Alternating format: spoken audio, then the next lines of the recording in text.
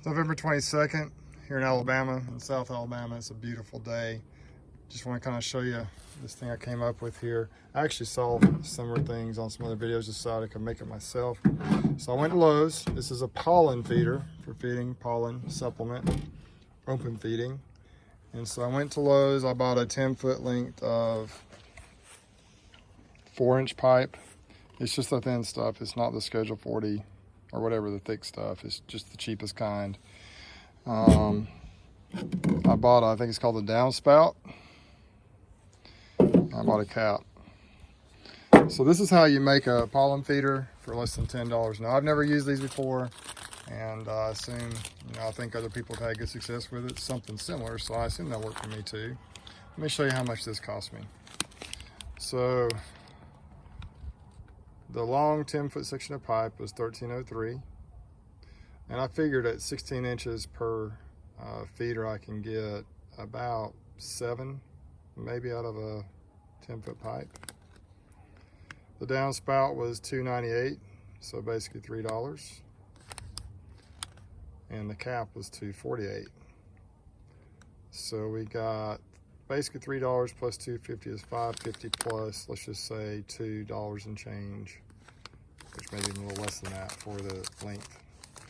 So $5.50, about $7.50 to $8 at the most, at least here in this area. That's how much these supplies cost me. Very simple. What my plan is here: put the end on one end, the cap, the downspout on the other, just like this. And the idea is with this little section right here, it'll kind of help hold the pollen supplement in the pipe. And I'm going to hang it, of course, at a little bit of an angle down so that the water can't get in there.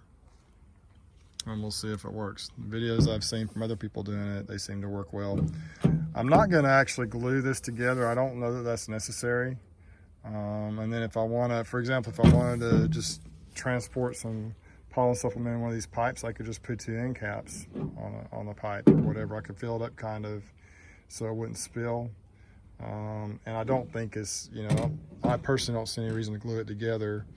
I think it'll be fine. Now, if I have issues, of course, I'll glue it together, but I think this way I can kind of change out the pieces as I need to for whatever I want to accomplish. So I'm gonna go up and get the pollen supplement. We're actually gonna put pollen out today in my backyard and up in Ozark at the bees up there. There's some old frames that I took out of, I gotta get cleaned up and try to recycle those. But you can see the bees out here in Newton anyway are doing really well. I have lost a few, but lately I think they're looking pretty strong, the bees I have left, as far as I can tell. So hopefully we won't have many more losses this year. I'm about to put some food on these nukes right here, these double nukes, some of the splits I made in the summer. And there's bees coming in and out of all these hives up here that are left. So maybe I've got them consolidated, the space reduced and the bees consolidated to the point to where hopefully they're gonna make it through winter, but we'll see. So that's my plan for now. Just thought I'd show you this technique for making these pollen feeders. Let me get some food on these hives and I'm gonna run up to Ozark and actually set one out, see if I can get that figured out and show you what I do. Here we are up in Ozark, and you can see there's bees coming out of the hives here. I was up here earlier today.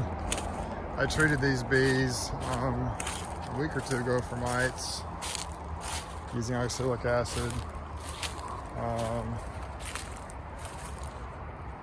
It's really a beautiful day. I had to have been around 70 today. I'm thinking in the 70s maybe, just beautiful for November. But we got bees in every hive now. I think we've got them consolidated down how they need to be. You can see I did lose some up here this year, but they seem to be doing okay. So over here in the truck, let me show you what I'm gonna feed them now. This feed was actually given to me from a friend to try out. I've never used it before. It's a Dadant AP23. So it looks like it's not really a pollen substitute per se. Maybe, I guess it does probably have some pollen in it, maybe, or maybe it says plant protein products right here. So I'm thinking it's going to be okay. you're technically, I guess, supposed to mix it with, mix 1 part powder by weight plus 1.7 parts of heavy syrup by weight, heavy syrup, fructose corn syrup, 50-50 blend, or sucrose syrup. Let it soak overnight and make into a patty. So I'm not doing the patty. I'm not going to mix it with any type of syrup, but I'm going to put it in my feeders out here and just see how it works. I thought it was just strictly a protein source or a pollen substitute, and maybe it is. I really don't know what it is. Like I say, it was just given to me. I purchased this. A friend of mine just had a bunch of bags of it. I'm not sure where he got it, and he just gave it to me. It's a 40-pound bag. So anyway, we're going to get in the pollen feeder here, and I'm going to try and get it strapped into a tree or set up somewhere and hope it'll work out good. Got it opened up here, and here's my little feeder here. I'm actually going to use the cap from the other one. Just keep some in there.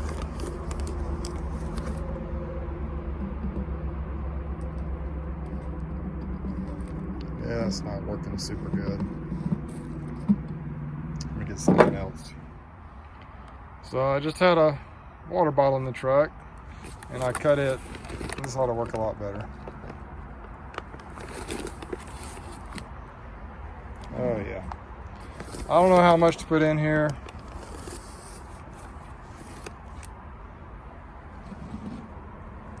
I'll just put enough in here. It's 40 pounds, so I'm just gonna put some in here.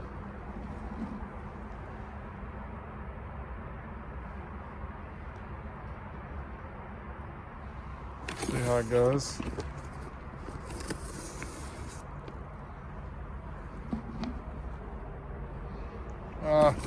Let's go one more. I don't know, maybe 5 or 6 scoops here. I'm not sure. So it's probably, let's go one more. I don't even know if these bees will even need pollen supplement right now, but it couldn't hurt.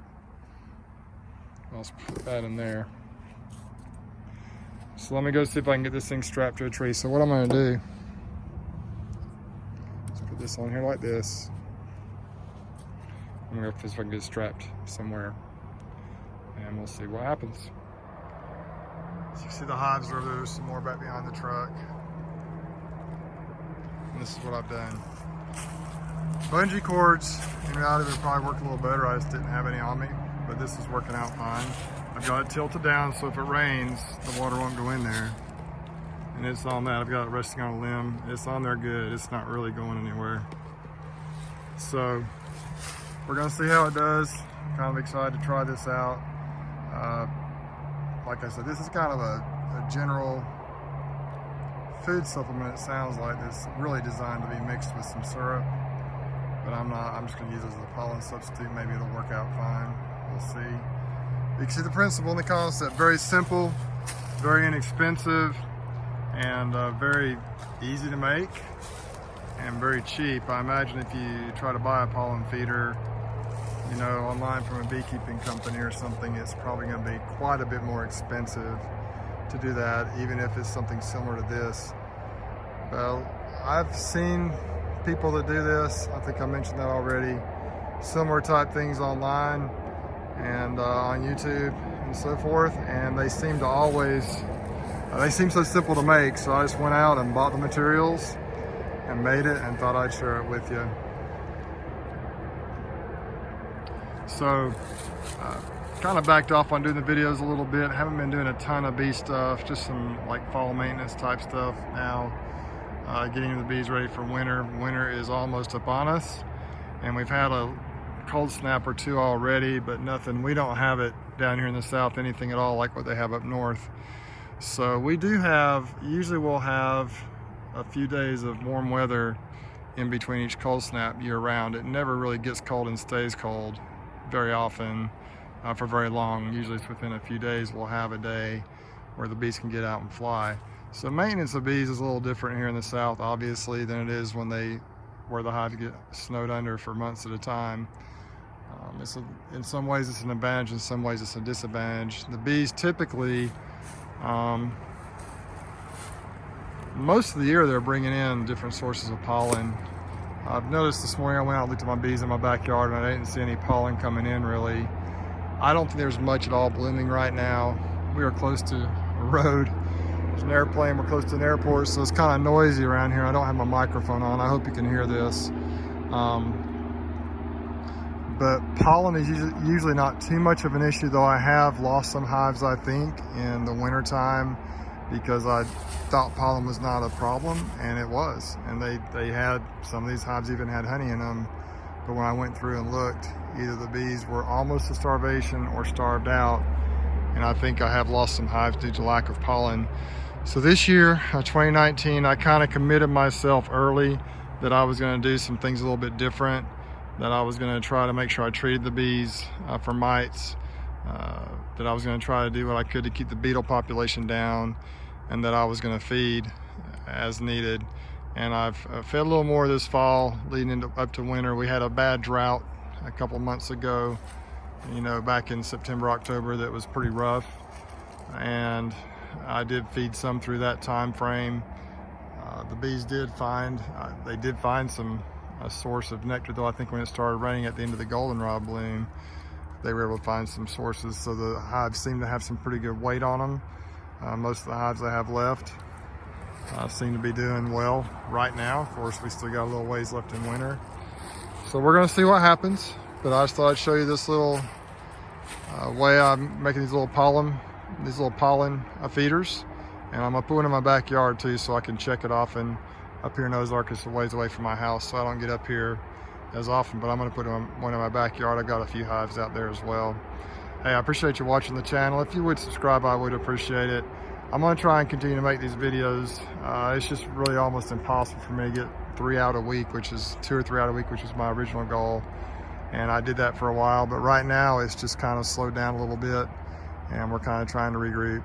And it'll be busy again in the spring, I'm sure, but right now we're doing this kind of thing, just more maintenance with the bees, making sure they have the food they need and kind of letting them do their thing.